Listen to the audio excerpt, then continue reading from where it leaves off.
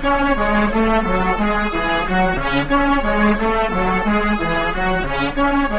and gentlemen, we welcome you to the 50-Yard Line Show, our weekly show that covers college football in the Southeast. I'm Lionel Grant II, your host, and I'm joined with Jonathan McMath. Jonathan, how you doing today? I'm doing great. Thanks for letting me be here again. Well, Jonathan, this is the most exciting part of the season that it could ever be, and that's college football season, the most exciting time. And I know yesterday you were at the game, weren't you? I was there. I was in person, and I watched Alabama just roll over San Jose State 48-3. As many as 47 players played yesterday for the University of Alabama in the first quarter alone. 15 new players starting for the University of Alabama. And like I said, they rolled over San Jose State, and they did it in impressive fashion. Very impressive, very impressive. Tell us a little bit about the running backs. Of course, for our viewers who don't know, Mark Ingram did not play. He had surgery on his knee, so he's going to be sit out for a few weeks. So tell us about some of the backup and the reserves that had an opportunity to play on yesterday. Well, Trent Richardson got his first career start, and he had 66 yards for the game. And I think more impressively, everybody expected Trent Richardson to do such an outstanding job, but more impressively was Eddie Lacy. He had the one fumble at the 2-yard line trying to go in to score, but he had 113 yards rushing. And not the most impressive thing was running the ball. In my opinion, the most impressive thing was the way he picked up the blocking schemes, and he was just able to catch the ball out of the backfield. Definitely, definitely. It was a very festive game. It was history, in fact, yesterday with 101,821 fans, not to be exact, but it was very exciting to be at Bryant-Denny Stadium yesterday. It really was. It was the loudest it's ever been. At San Jose State, I was sitting in the north end zone, and as you look at the new south end zone expansion, it was just absolutely beautiful. Alabama's got to have, if not the nicest, one of the nicest stadiums in the whole entire country. I want to talk a little bit, though, if we can, about the quarterbacks. Let's talk about it. A.J. McCarron and Greg McElroy, they look like they both could be starters in the SEC. A.J. McCarron, I think, was the person that the fans were most interested in seeing. Of course, Greg McElroy had an outstanding game, 13 for 15, 87% completion ratio. I don't think it gets much better than that. But A.J. McCarron came in and he completed 9 of 15 passes. And he just looked like a veteran out there patrolling the offense. He made some audibles at the line of scrimmage.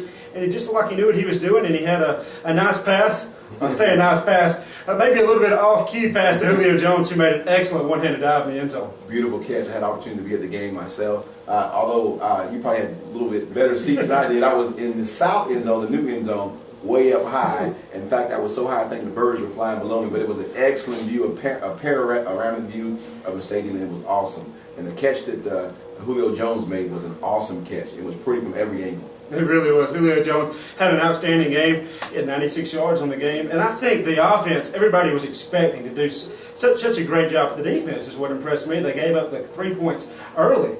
But the defense, especially the young secondary, I think they came out, they proved everybody wrong. They did a good job. I know it was just San Jose State. They had a fantastic game. And one of the players that most impressed me was C.J. Mosley. He came into the second half, and he had 3 pass breakups. And another player, Chavis Williams, he drew his first start at linebacker, and he had another outstanding game. An excellent game. And, of course, so next week, Alabama top-ranked, Alabama Crimson Tide takes on the Penn State Nittany Lions. And so we'll be on that later on in the week to talk about that game. I'm excited about that. Last week we talked about, or last episode, we talked about a ruling that the NCAA made with Jeremiah Masoli transferring from Oregon to Ole Miss. And that we talked about how the NCAA rarely overturns any of their decisions. And we talked about the percentage. It was 90% that the NCAA never overturns a ruling. But on this past week, they overturned the ruling. Yeah, not many times you see the NCAA overturn a decision. As you just said, 90% of the time they don't. And I think the NCAA, what they finally had to realize is they couldn't rule with their hearts as much with what the rule book said. There was a loophole there. Jeremiah Masoli had an extra year of eligibility. He applied to go to Ole Miss. He's a walk-on. He's not getting a scholarship. He's in graduate school at the University of Ole Miss. And I think ultimately the NCAA made the right decision. Made the right decision. In fact, he played this past week against Jacksonville State University. I don't think it helped too much, as everyone knows. Jacksonville State won 49-48. Masoli had 2 touchdown passes, was 7 for 10 with a little bit over 100 yards passing, and he did have 1 interception. So I guess impressive for Masoli for the limited amount of snaps that he got, but that Ole Miss team as a whole just didn't look in sync at all. Yeah, it was an excellent win for Jacksonville State University. The final score of that game was 49-48 in overtime. Wow. Cody Blanchard, the quarterback for Jacksonville State, just had a great game. He completed numerous fourth down conversions. It was in overtime. He completed a 4th and 15 pass made the game 48-47, and then they had the Utah shovel at the end where he threw it up, and just by a prayer, the running back caught the ball. They won the game. By far, probably the best win in the program's history. Definitely. Our hats go off to Jacksonville State University. Congratulations over the win over the Ole Miss Rebels. That takes us right into a game that was almost similar in the ending. Of course, we're very familiar with that game, a game that Alabama has played in the last 2 years, the Chick-fil-A Classic, which takes on a host, an ACC opponent versus an SEC opponent. And this year it was the University of North Carolina Tar Heels taking on the LSU Tigers. Yeah, North Carolina coming into the game, their defense was pretty much depleted. Their whole secondary out for that game. Just about most of their defensive linemen. They did get Quentin Sturdivant. He came in, he was a linebacker, able to play at the last moment. North Carolina, 10-plus players, as I just mentioned, not able to play. You got to give them credit. They had a valiant effort. They were down 30-10 at the break. They came back, only lost the game 30-24. In fact, they had 2 drops in the end zone that would have tied the game up and allowed them to kick the extra point to win the game. And Tyler Yates, I don't know if he caught the game or not, but he had over 400 yards passing, 412 to be exact. A career record for him, just an outstanding game for North Carolina. And I think it was more of a victory for North Carolina than it was for LSU. Oh, definitely. Of course, Butch Davis says no such thing as moral victories, but as you mentioned, Yates looked so calm in the pocket. He looked like a seasoned veteran back there in the pocket where he was able to maneuver around and pick his receivers. But can you imagine going out to play a first game of the season without most of your defensive line, your secondary is completely gone, and have an excellent performance like they did on yesterday? They've really got to be excited about the rest of the year. If Butch Jones ever does get these guys back, North Carolina's going to have an outstanding team, an outstanding defense, as we knew. But another thing I want to bring up about this game is Patrick Peterson. 257 all-purpose yards, a punt return for a touchdown. He probably single-handedly kept LSU in this game. Definitely, and of course it's way too early to talk about the Heisman talk. Well, they talk about it before the season starts, but that was a Heisman-esque type of performance by Peterson. So it wouldn't be surprised to see him at some of those polls as we continue going through the season. Of course, we've got pretty much the rest of the SEC to cover, but we want to make mention of the Florida Gators. Everyone was watching the Florida Gators, minus one of the most prolific college football players ever in Tim Tebow. Tell us what you saw with the Florida Gators playing Miami of Ohio. Yeah, first year AT after Tebow, and the Florida Gators really could have used Tebow. They had 13 missed snaps between the center and the quarterback. I don't know if it was the center's fault, the quarterback's fault, but Urban Meyer, they've had all spring to get this problem resolved. And if Florida doesn't get this problem resolved rather quickly, South Florida is going to be a really tricky game for them, especially with Skip Holtz coming over from East Carolina, being the coach now for South Florida. Florida better get their ducks in a row here and play some better football, because they could easily lose this coming Saturday. Well, Urban Meyer stated in the SEC Media Day and some of the other interviews he had that this is not the Florida Gators everyone's talking about. So maybe he was right what he was saying. I thought he was just saying that to kind of get the pressure off his players and get the pressure off Brantley. But it wasn't a smooth game on yesterday. Not the smooth game that we're used to seeing. Of course, Demps did well in the game, but this wasn't the smooth game we normally see from the Florida Gators. Not at all. John Brantley, he can't stretch the field like Tim Tebow, and they're trying to run that option-oriented offense. And Brantley's a pocket passer. He does not run the football that well, and they're trying to get Dempsey involved. And Brantley had a few good throws, but they were 10 yards or less. And in order for the Florida Gators to thrive, yeah, they beat Miami of Ohio, but in order for them to win in the SEC, they've got to get that problem resolved quickly. Definitely, definitely. Of course, the game that everyone's talking about, the Cinderella team of the nation, I guess, and in the hearts and minds of many people, is the Boise State Broncos. So Boise State takes on the Virginia Tech Hokies in Landover, Maryland. So we want to make sure that we tune in for that game. Some polls have them ranked 3, some polls have them ranked 5th, some polls have them ranked 10th. It really doesn't matter when they play the game. What are you expecting on tomorrow night with the kickoff classic? I think you're going to see Chris Peterson and the Boise State Broncos come out there with a lot of fire and passion in their hearts. They're only going to have 7,000 or 8,000 fans there. Basically a home game for Virginia Tech. And I think Virginia Tech has a lot of things to prove. You know, Boise State's playing the underdog card, but Virginia Tech, they're really not getting a lot of respect either. They lost the opening game last year to the University of Alabama, and they lost to East Carolina as well. So Virginia Tech struggling in their openers, and I think Frank Beamer and Chris Peterson both have some really good reasons to have their teams ready to play. Right. Some of the interviews that we've seen earlier in the year concerning the quarterback for Virginia Tech, Tyron Taylor, they're saying that his throwing motion has gotten a little bit smoother, more accurate. We'll see on tomorrow night.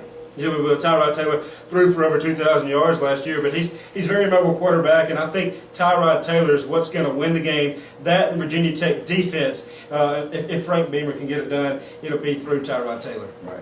Well, let's take care of this portion of the 50-yard line. We're going to take just a small break, and we're going to be joined by Jesse Buchanan shortly. But I thank you so much, Mr. McMath, our inside How about DeMarco Murray? 207 yards on the ground, including this 63-yard rip. It's a 28-17 Sooners lead. We take it now less than 5 minutes to go in the ballgame. Utah State down by 7.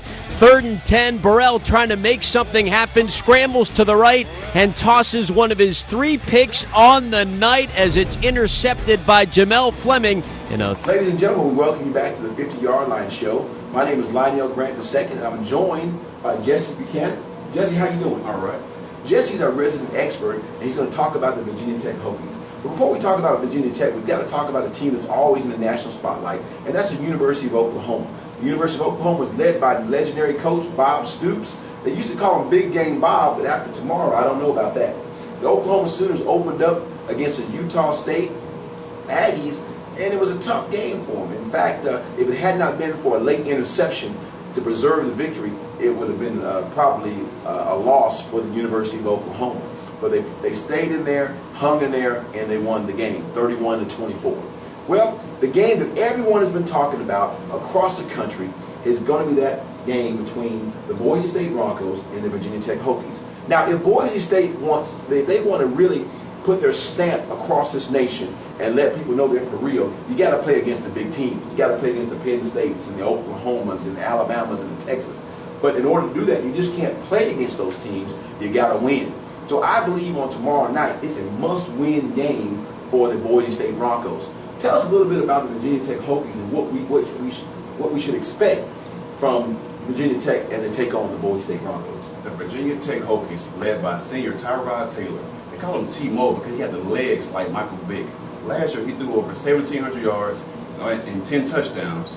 And I think that will be a huge factor in tomorrow's game. Well, everybody knows about Tyrod Taylor, an explosive player, a great quarterback, probably will end up on the Heisman list. But who else do they have on that offense that we should be aware about? They have All-American Ryan Williams, number 34. Last year, he rushed over 1,700 yards and 21 touchdowns. I kind of compare him to Mark Ingram because they're the same height, but I think Ryan Williams is more explosive. I think he, too, will be a huge factor in tomorrow's game. Well, we all know that Mark Ingram won the Heisman last year, and in fact, Ryan Williams had some of the same numbers as the Heisman winner, Mark Ingram, so that should be very interesting for the game tomorrow. Who else should we look at on that offense? 6'4" Darrell Roberts. He's a home run threat. He has the hands like Ocho Cinco. He got the legs like Usain Bolt. I think he, too, will be a huge factor in tomorrow's game. I mean, it's just a home run threat. If he throw it up, he go get it, you know? That's what you want. Now, the Boise State Broncos only gave up 15 points per game on last year. We all know about the offense. They've got the quarterback. He's throwing everywhere. Running backs going everywhere. A little trickeration, as they say, from Boise State. What is Virginia Tech going to do, and how are they going to perform? What should we expect from the defensive side of Virginia Tech Hokies? Well, as we all know, their defense is ranked number 1 in the SEC. Beamer got them boys ready. They're athletic, they're explosive. They produce 4 cornerbacks a year to pros. So I think defense will be a huge factor in tomorrow's game. Yeah, you said SEC, but I know you were saying ACC. Well, I mean ACC. Excuse we don't want to put them in against the SEC yet. Not quite yet. I don't think Frank Beamer wants that. But not only that against the defense, the special teams are very explosive. You talked about the receiver. Talk about a little bit about how the special teams are for the Virginia Tech Hokies. I think the only special spotlight for the special teams of Virginia Tech is Darrell Roberts. We all know last year he returned a kick 99 yards against Alabama Crimson Tide. So I think he will be a huge threat of the receiving team, of the permanent team of tomorrow's game. Great. Well, the stage is set for an awesome game on tomorrow, and we expect a lot of explosive action tomorrow against Boise State and the Virginia Tech Hokies. We always want to spotlight an individual, and today we want to spotlight Chris Randall. Chris Randall is a 7th grade student who goes to Eastwood Middle School, who played the game yesterday. He unfortunately broke his arm, but he's doing well. So we want to wish him best wishes, and our prayers go out to him and his family. Thank you so much for tuning in to the 50-Yard Line Show. My name is Lionel Grant II. joined with Jesse Buchanan, and we'll see you next time on the 50-Yard Line Show. Go Hokies.